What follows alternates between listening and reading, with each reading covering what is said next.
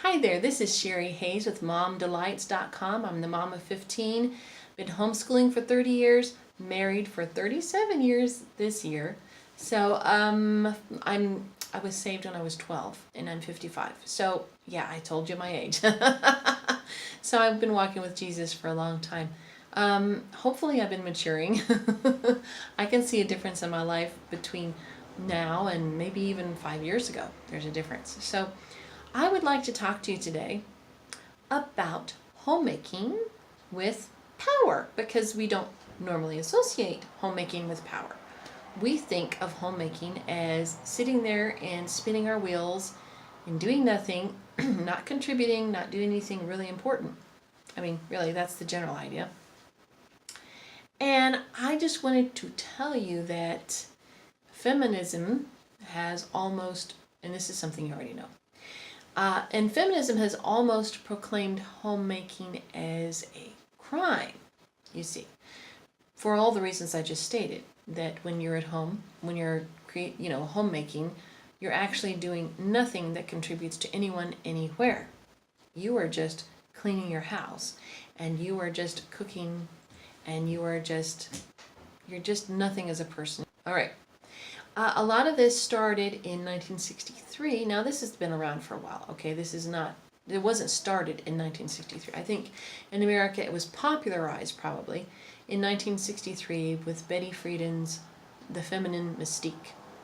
And the feminine mystique was supposedly the idea that women would have the most fulfillment, that was promoted societally, that women would have the most fulfillment by staying home, raising children, keeping the home, that type of thing, and that they were not allowed to do do anything or think of anything else or be anything else. Okay, now we all know that's false.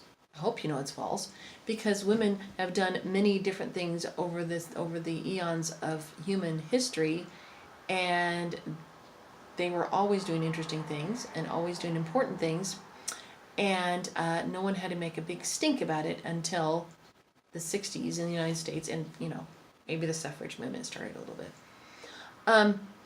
Now, they didn't all do that, because most of them had sense and realized that, hey, the best place for me to be is here at home with my kids, but if I should have to do something else, that's okay too. There were women that took over their husband's business. There were business women and women that ruled countries and things like that long before the feminist movement. Sorry to burst your bubble. Okay, so here's a quote, however, from The Feminine Mystique that will kind of typify the type of things that were written in that book. For the housewife, the world is indeed rushing past her door while she just sits and watches. Here's another one. Betty Friedan said that a woman at home is like a walking corpse. I've been home since I got out of the Army in 1985. 85. And I gotta tell you, I'm not a walking corpse, okay? I am not sitting here watching the world go by. I am in a powerful, wonderful position. Now, this maybe is not totally realized until you understand God's kingdom. So that's what we're going to talk about today. Okay, now this mindset, however, is something that's hard to shake. It's hard to shake that when you're home and you see these women in there dressed and they're doing their thing, and they're important, and they're going to have some lunch, and they go to Starbucks or whatever, and they have to have their special meals that they're eating at work that are low calorie, and they're at their desk, and and they're you just see it. You see example after example after example of people that are considered movers and shakers, and they're definitely not at home washing the dishes. Okay, when I was still in high school, however, I didn't know that I was doing something awful, but I really was in love with homemaking, and it's crazy.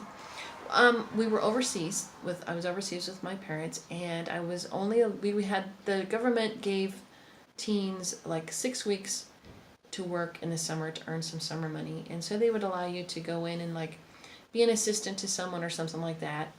And the government just paid you for showing up and helping out. but lots of times you were in the way. But anyway, so we were only allowed to work for 6 weeks in the summer because we were in a different culture, and this was on the army post. And then for 6 weeks, we didn't have much to do. Well, during those 6 weeks, I really began homemaking. My mom worked and my dad worked, and so what I did is I just cooked and cleaned and everything, and I really loved it. I loved every minute of it. I loved organizing the house. I loved doing all that kind of stuff. And so I used that time to develop. I even sewed. I sewed my own clothes, and I did all kinds of stuff like that. Okay, but that was before I even turned 17. However, I've always been kind of a capable person, and I did well in school, and so people expected that I was going to go on and go to some college and get a degree and go do this and that and the other thing. And so I just kind of accepted that was part of my life too, and that's partly why I went into the Army, because they had a program to do all these amazing things, and I won't get into that. You can read that on my blog someplace. And so the implication was that I shouldn't waste my life just being a homemaker, that I should have bigger goals for myself. And I know you hear it. I know we're all probably victims of that mentality. And I think that lots of women, I'm not saying everyone, I'm not trying to categorize everybody who doesn't have this wonderful desire as being less than, okay? But I think overwhelmingly, most of us really would like to be able to be home and just be happy taking care of our homes and our husbands. That doesn't mean that we have to stay in the house 24/7, like there are bars on the windows and we can't venture out. No, I'm talking about being home focused. Now, there are some women who right now are desiring to be home 24/7, but they are being forced economically to work or by circumstance, and there's a heavy burden of guilt. Don't feel guilty. Your heart is at home. You're still a homemaker, okay? But sometimes, even us at home, we have to do oftentimes some things to help out with income that isn't necessarily cooking and cleaning and watching the baby. Sometimes we have to do extra things, but we are still home focused. Our heart is to build our home. Okay, I think also sometimes that we hear this from church, and I've heard such great support from pastors and different sermons and different teachings that, when you're at home, you're doing a very important job. They will say that. But by and large, all their teaching, however, is geared for people who are going out there doing this, doing that. Okay. And so sometimes we'll feel as though maybe we're letting God down by just being content at home. Maybe we shouldn't be content at home. Maybe we should be looking outward, and and we all know